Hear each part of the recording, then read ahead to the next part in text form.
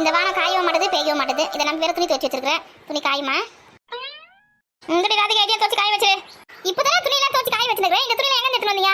இதுல அழுக்கு துணியே கிடையாது. மச்சி வச்சிருக்குது நல்லதா இருக்கு துணி. இதை எதுக்கு துவைக்கணும்? ஏண்டே இது வந்து தலைக்காணி வர பெட்ஷீட்டு, அதுக்கப்புறம் ஸ்கிரீன் துணி அதெல்லாம் இருக்குல்ல, அதில் எடுத்து வந்திருக்கேன். துவச்சி நல்லா காய வை. ஏற்கனவே துவச்சி போட்ட துணியே காய வைக்கிறது இடம் இல்லாம நானே சுத்தின்னு கிடக்குறேன். 2 கொடி தான் இருக்குது. இங்க இவ்வளவு துணி இருக்குது. இதெல்லாம் துவச்சி நான் எங்க காய வைக்கிறது? வெயில் வேற காய மாட்டேங்குது. லேசா காஞ்சி நிற்குது. இதுல துணியில காயுமா இல்ல பாத்தா காயமா இல்ல மீதி எடுத்து வந்து உள்ளதான காய வைக்கணும் ஃபேன்ல போட்டு. இவ்வளவு துணி காய வச்சுட்டு எங்க காய வைக்கிறது துணிலாம்? ஏண்டே நாளைக்கு வீட்டில் கூழ் ஊற்ற போகிறோம். வீடு வாசல் சுத்தமாக இருக்கணும்ல. இதெல்லாம் துவச்சி போடு. வச்சுட்டு கிச்சிட்டு தலைக்காணி வர அதெல்லாம் சுத்தமாக இருக்கணும் சாமி கும்பிடும்போது. புரியுதா? ஸ்க்ரீன் துணி எல்லாமே அந்த இடத்துல போட்டிருக்கேன். எல்லாத்தையும் துணி போட்டு நல்லா ஊற வச்சு நல்லா அடிச்சு துவச்சி பிழிஞ்சு நல்லா பிழிஞ்சு காய வை. துவச்சி போட்ட துணியை காய வைக்கிறதுக்கே இங்கே வெயில காணும் இடத்த காணும். இது வேற நினச்சிட்டு அத்தா ஏன் தேங்க சும்மா இருக்கீங்களேங்கண்ணா? இந்த பண்டிகை நாள்லாம் வேற முக்கால்வாசி மழை காலத்தில் தான் வருது. இந்த மழையில் வேற பாயை துவைக்கணும், பெட்ஷீட்டை துவைக்கணும், தலைக்காணி வர துவைக்கணும், அத்தை துவைக்கணும், இத்தை துவைக்கணும். அதெல்லாம் துவச்சி போட்டால் எனக்கு காய்தான். இன்னும் லைனாக இருக்குது. எல்லாம் விநாயகர் சதுர்த்தி இருக்குது, பெருமாள் கும்பிடணும், லைனாக இருக்குது. அதுக்கு கார்த்திகை தீபம், தீபாவளி எல்லாமே மழை காலத்தில் தான் வருமோ. வெயில் காலத்தில் நிறைய பண்டிகை வர மாட்டேங்குதா? இந்த துணி துவைக்கிற பிரச்சனை பெரிய பிரச்சனையாக இருக்குது. ஆமாம், புதுசாக பண்டிகை இப்போ தான் மழை காலத்துக்கு மாற்றி இருக்கிறாங்க. அது அப்போலேருந்து இப்போ வரைக்கும் அப்படி தான் இருக்குது. நாங்கள்லாம் துவச்சி காய வைக்கல. நல்லா பிழிஞ்சு காய வை. காயம் லேசாக அப்படி ஈரமாக கூட நம்ம வந்து ஃபேன் கட்டில் போட ஆரம்பிச்சிக்கலாம். நல்லா இருக்க துணியெல்லாம் வாரி வந்து போட்டுட்டு தோய் அப்புறம் எத்தனை வீட்டுக்குள்ள காய வச்சுக்கோங்க. அப்புறம் பசங்களுக்கு வந்து அந்த துணி போட்டு வாசனை அடிக்குது, அப்புறம் சளி பிடிச்சிக்கு ஜுரம் வந்துச்சுன்றதுக்கு. உங்கள் புள்ளி ஒரு வாஷிங் மிஷின் வாங்கி தர சொல்கிறீங்களா? நான் கேட்டால் அவர் வாங்கி தர மாட்டேங்கிறாரு. நல்லா குஞ்சு நிமிந்து வேலை செஞ்சால் தான் உடம்பு வந்து நல்லா ஆரோக்கியமாக இருக்கும்.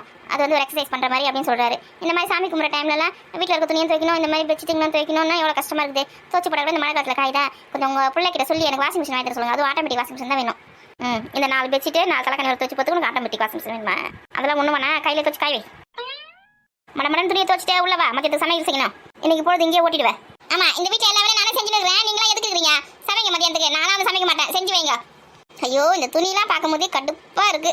துவக்கிது ஒரு தொலைனா காய வைக்கிறது ஒரு பெரிய தொல்லையா இருக்குது. சே, அந்த காலத்து மனுஷங்க மாதிரி அந்த ஆடு மாடோட தோல் கட்டி சுற்றி இருக்கலாம். அப்படி இல்லைன்னா இந்த வேப்பில ஏலத்தலை கட்டி சுற்றி இருந்தாங்க. அந்த மாதிரி சுற்றி இருந்தா கூட காஞ்சி போனோம் தீ கடைச்சிட்டு வேற கட்டி இருந்துக்கலாம். இந்த துணியெல்லாம் யார் தான் கண்டுபிடிச்சி தெரியல. துணியெல்லாம் கண்டுபிடிச்சி வேற விதமாக டிசைனாக வேற. இதெல்லாம் துவைக்க முடியா, காய வைக்க முடியுதா? கடவுளே, இதுக்கெல்லாம் எனக்கு தான் முடிவு வரும்னு தெரியல. என்ன ராதிகாக்கா, ஆடு மாடுங்கிட்ட பேசுற காலம் போயிட்டு இப்ப துணிமணிங்கிட்ட பேசினிக்க போல இருக்குது. வாங்கடி என் நிலமா அந்த மாதிரி ஆயிப்போச்சு. பக்கெட்டு கிட்டியும் துணியை கிட்டே பேசி நின்று இருக்கேன். நீங்க எங்க 2 பேரும் இந்த பக்கம்? நாளைக்கு உங்க வீட்டுல கூழ் ஊத்துறேன்னு கேள்விப்பட்டேன். அதான் நாங்க சந்தைக்கு போறோம். எதுனா உங்களுக்கு வேணுமா வாங்கி வந்து தரலாம் சொல்லிட்டு கேட்கறதுக்கு வந்தோம். என்னடா அதிசயம்? ஆமாக்கா, சந்தையில் கொஞ்சம் வேலை இருக்குது. உங்க காய்கறி என்ன வாங்கணுமா, கருவாடு கிருவாடு முட்டை கிட்ட என்ன வாங்கணும் சொல்லி வாங்கி வந்துடும். மொத்தமா குழம்பு கருவாடு ஒரு 2 கிலோ போதுமா? முட்டை ஒரு 4 அட்டை வாங்கிட்டுமா? ஏண்டியா கூழ் எங்க வீட்டில் தானே ஊற்ற போறேன். ஊருக்கு சேர்த்து ஊற்ற போறேன். எதுக்கு 2 கிலோ கருவாடு முட்டை வேறு 4 அட்டையா? ஆமாம், ஆடி மாதமே முடிய போகுது. நீ இப்போ தான் ஒஞ்சி கூழ் ஊற்றத்துக்கு வந்துக்கிற. என்ன எல்லாரும் வரமாட்டாங்களா வீட்டுக்கு கூழ் குடிக்கிறதுக்கு? அப்போ கருவாடு குழம்பு இல்லாமல் கூழ் குடிக்க முடியுமா என்ன? அதுக்கப்புறம் நைட்டுக்கு வந்து கும்பம் போடுவேன், முட்டை வேணும்.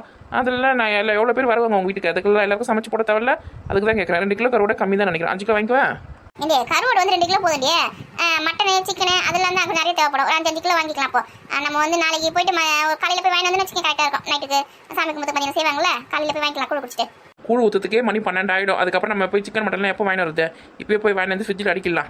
அப்புறம் கூழ் குடிச்சிட்டு அந்த கருவாடு குழம்பு சாப்பிட்டு கூட்டுலாம் சாப்பிட்டுட்டு நமக்கு டயர்ட் ஆகிடும். நம்மளால் காலைல போக முடியாது. 5 கிலோ கறின்றாளுங்க, கருவாடுன்றாளுங்க, முட்டைன்றாளுங்க. இவளுங்க சொல்கிறத கேட்கறதுக்கு பட்ஜெட்டுக்கு நான் எங்கே போகுது? என் வீட்டுக்காரன் 200 கொடுத்துட்டு சாமி கும்பிட்டுன்னு சொல்லிட்டு வைக்கிறேன். இவளுங்க போகிற லிஸ்ட்டை எடுத்துங்கன்னா 2000க்கு மேலே தாண்ட போல இருக்கேன். 2000க்கு நான் எங்கே போகிறேன்? வாங்கி வந்து வச்சுட்டு உங்கள் வீட்டில் ஃப்ரிட்ஜ் இருக்குல்ல, இதுங்க வீட்டில் ஃப்ரிட்ஜ் கிடையாது. இது கஞ்ச பேசினாரிங்க. உங்கள் வீட்டில் ஃப்ரிட்ஜ் இருக்குல்ல, அதில் அடுக்கி வச்சிடலாம். அப்போ வந்து நம்ம கூழ் ஊற்றி முடிச்ச உடனே சிக்கன் மட்டன்லாம் எடுத்து செய்ய ஆரம்பிச்சிட்டேன்னு வச்சுக்கேன். சாயங்காலமாக ஒரு 6 மணிக்கு மேலே எப்படி இருந்தாலும் சாமி கும்பிடுவோம் கும்பம் போட்டு. அது கரெக்டாக இருக்கும். ஆமாம், நீ சொல்கிறது சரிதான். நாளைக்கு வேறு சாப்பிட்டு ரெஸ்ட் எடுக்கணும். சாப்பிட்டு நமக்கு டயர்டாகி அப்புறம் ரெஸ்ட் எடுப்போம். அதுக்கே டைம் சரியாக இருக்கும். நீ அப்போ எங்கள் சந்தைக்கு இன்றைக்கெலாம் போகிறது? அதுக்கு தான் சொல்கிறேன். இன்றைக்கே போய் எல்லாத்தையும் வாங்கி வந்துடலாம். சரிக்கா, ஒரு 2000 ரூபாய் கொடு. இது 2000 ரூபாய். 2000 ரூபாய் இப்போ யார் வச்சுருக்காங்க? 2000 ரூபாய் கம்மி தான் நான் கேட்கறது, புரியுதா? இது 3000 ரூபாய்க்கு மேலே ஆகும். மீதி காசு நான் போட்டுக்கிறேன். கீதா கூட தருவேன் கொஞ்சம் காசு. என்ன கீதா தருவல? 5-10 தருவேன், கண்டிப்பாக தருவேன். 1000 ரூபாய் தர வேண்டியது இருக்கும். ரெடியாரு? 1000 ரூபாய் தரணுமா? ஆமாம், விருந்து சாப்பாடுனா சும்மாவா? அது கும்ப சாப்பாடுனா சும்மா வருமா உனக்கு? சாப்பிட்டு கிஃப்ட் 2 நாளைக்கு பேக் பண்ணி எடுத்துன்னு போக மாட்டேன். அதுக்கெல்லாம் சும்மா வருமாண்ணா? காசு கொடுத்தாதான் எல்லாம் நிறைய வாங்க முடியும், நிறைய செய்ய முடியும். வீட்டுக்கு எடுத்துன்னு போய் 2 நாளைக்கு வச்சு சாப்பிட முடியும். ஒரு 200 ரூபாய் என்ன தரண்டி? அந்த 200 ரூபாய் ராதிகாவை தரும். நீ ஒன்றும் தரத்தாவில்ல. 1000 ரூபாய் எடுத்து ரெடியாக வை. 2200 ரூபாய் கொடுக்க. ஏண்டியா, என் புருஷனை அந்த கஞ்சி பிசினாரி எனக்கு 200 ரூபாய் தாண்டி கொடுத்துட்டு போயிருக்கான். சாமி கும்பத்துக்கு அந்த பொருள் வேணுமா வாங்கிக்கிறேன். அந்த 200 ரூபாய் வச்சு எப்படி சாமி கும்பத்துக்கு தேவையான காய்கறி அந்த மீன் முட்டைலாம் வாங்குறது, கருவாடுலாம் வாங்குறது நான் யோசிச்சுன்னு இருக்கேன். என்னது 200 ரூபாவா? நீ வேற கடுப்பேத்தாத. கடுப்பேற்றடி, அந்த மனுஷன் 200 ரூபாய் தாண்டி கொடுத்துட்டு போயிருக்கான். 200 ரூபாய் இங்கேருந்து சந்தைக்கு போகிறதுக்கு பெட்ரோல் போகிறதுக்கே கரெக்டாக போயிடும். அந்த 200 ரூபாய் சின்ன பொருள் வாங்குறது. இருடி, என் மாமி எதுனா காசு வச்சுக்குதான்னு கேட்குறேன். அத்தா துவைச்சு முடிச்சியா? துணியை துவைச்சு முடிச்சு காய வச்சு மடிச்சு வச்சிட்டேன். இங்க வாங்க இங்க. ரெடி வரேன். ஏண்டியா துணியை நான் காய வைக்கல, துணியை துவைச்சு போடல. என்னடி பண்ணி இந்த நல்லா இருக்கீங்களா தான்? நல்லா இருக்கேம்மா. எங்க மாலே கணர ஒரு வாரமா 2 பேரையா? கழுது கிட்ட குட்டி சேவர்னு இங்க தான் எங்க சுத்தி நின்னோம். என்னது கழுது கிட்ட குட்டி சேவரா? என்ன கழுதுன்னு சொன்னா கோவம் வருதா? இல்லடி, ஒரு குதிரை ஒரு யானை அந்த மாதிரி சொல்லினா கூட பரவாயில்ல, கழுதுன்னு சொல்லிட்டியா? யானை கட்டா குட்டி சேவர்லாம் சொல்ல முடியாது. கழுது கிட்ட குட்டி சேவர் தான் பழமொழி எழுதி வச்சிருக்காங்க. அதனால அதான் கரெக்டா இருக்கும். நீ வேணா மாத்தி சொல்லல, யானை கட்ட குட்டி சேவர் இல்ல குதிரை கட்ட குட்டி சேவர் அப்படி மாத்தி சொல்லு. நமக்கு அப்பதானே கெத்தா இருக்கும். அப்படியே சொல்ற கழுதுன்னு சொன்னா உனக்கு அசிங்கமா இருக்குதா? பரவாயில்ல, சூடு சொரலாம் இருக்குது.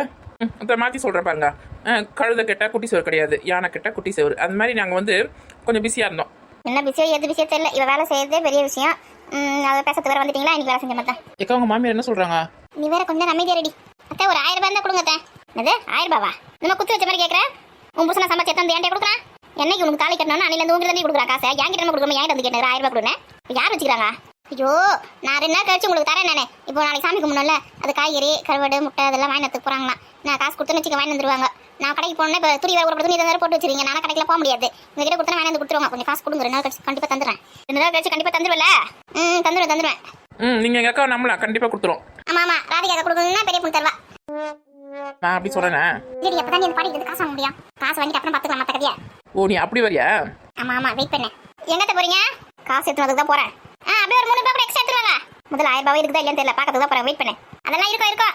இனி 1500 ரூபாய் போதும்ல? சிக்கனு மட்டனு மீன் அப்புறம் கருவாடு முட்டை காய்கறி அதான் சொல்கிறேன். மீதி எக்ஸ்ட்ரா காசு ஆச்சு நான் போட்டுக்கிறேன். நான் என்ன அப்புறமா எனக்கு கொடு. என்னது அப்புறமா கொடுக்கணுமா? பயப்படாத பார்த்து வாங்கிட்டு வரேன். நீங்கள் கொடுக்குற காசில் என்னடி 1500 ரூபாய் தான் கொடுக்குற சொல்லுது? 2 கிலோன்றது 1/4 கிலோ வாங்கிக்க வேண்டியது தான். மூந்து பார்த்தா போதாதா? வாசனை இருந்தால் போதாதா?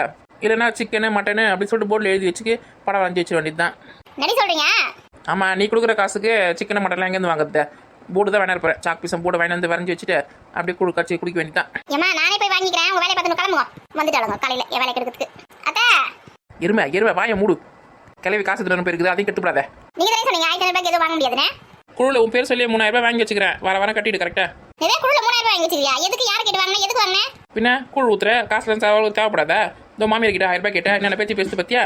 அதனால தான் உன் பேர் சொல்லி நான் முன்னாடி போன வாரமே சொல்லி வச்சிட்டேன். குழுவில் நேற்று தான் கொடுத்தாங்க. நான் எடுத்து இப்போ கிளம்புறேன். நான் அந்த 1000 ரூபாய் வாங்கி கொடு. அடிப்பாவி, இது மட்டும் என் புருஷனுக்கு தெரிஞ்சுன்னு வச்சுக்க அவ்வளோதாண்டி. எதுக்கு உன் புருஷன் கிட்ட சொல்லின்னு இருக்க? பெரிய பொண்ணு சூப்பர் பெரிய பொண்ணு உன் கூட இருக்கிறேன். எனக்கு சொல்லவே இல்லை பத்தியா? எல்லாத்தையும் உங்ககிட்ட சொல்லி இருக்க முடியாது. உன் வாயை ஓட்ட வாயி. அதுவும் சரிதான். ஏண்டி வாரம் எவ்வளோ கட்டணுமா? அதெல்லாம் குழு தலைவிட்ட கேட்டு மீனா கிட்ட வட்டியை சேர்த்து கட்டணும். எவ்வளோ எதிரே அசல் எவ்வளோ வட்டி எவ்வளோ கட்டணும் கேட்டு ஒழுங்காக கட்டிடு. என் பேரை காப்பாற்று. புரியுதா? நீ ஒழுங்காக கட்டுவேன்னு சொல்லி நான் வாங்கியிருக்கிறேன். என் மனத்தை காப்பாற்று.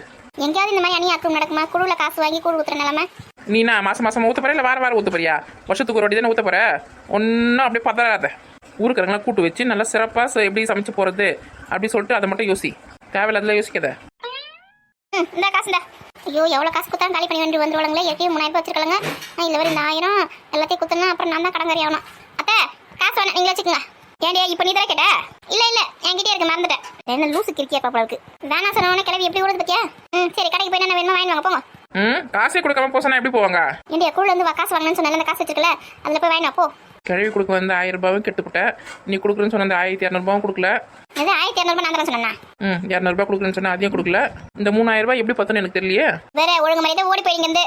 இதுவும் பேசுவேன் இதுக்கு மேலே பேச உனக்கு நல்லது நினைச்சு எல்லாத்தையும் செஞ்சு நிக்கல. நானே உள்ளத்தில் நல்ல உள்ளம் உறங்காதென்பது வல்லவன் வகுத்ததடா.